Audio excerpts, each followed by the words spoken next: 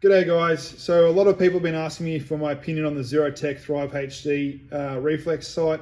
I can't give you the full opinion yet just because I need a little bit more range time with it to be able to formulate that opinion a bit better. But what I can do is give you my initial impressions of just a little bit of data on it. So it has a 50,000 hour battery life, 11 brightness settings.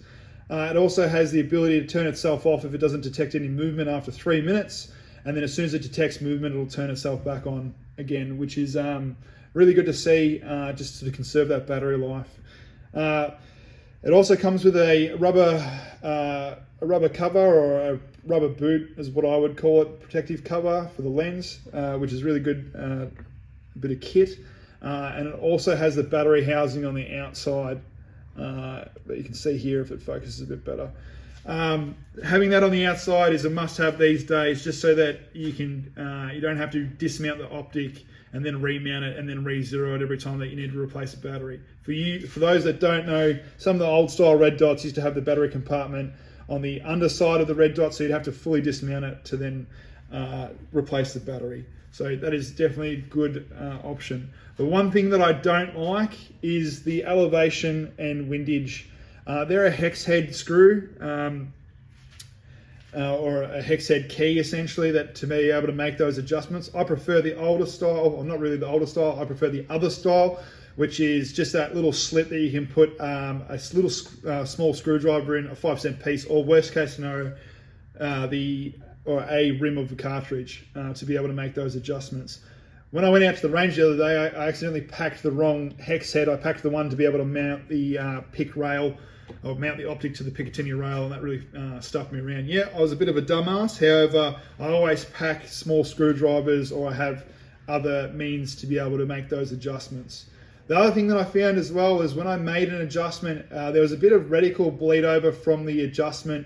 I'll show you in a small clip what that looks like. However, once I made another adjustment, that bleed over stopped. So it was a little bit weird to see. However, I'm putting this down to, there must have been at like a halfway point of making an adjustment, and it was just wigging out a bit, and then it come good.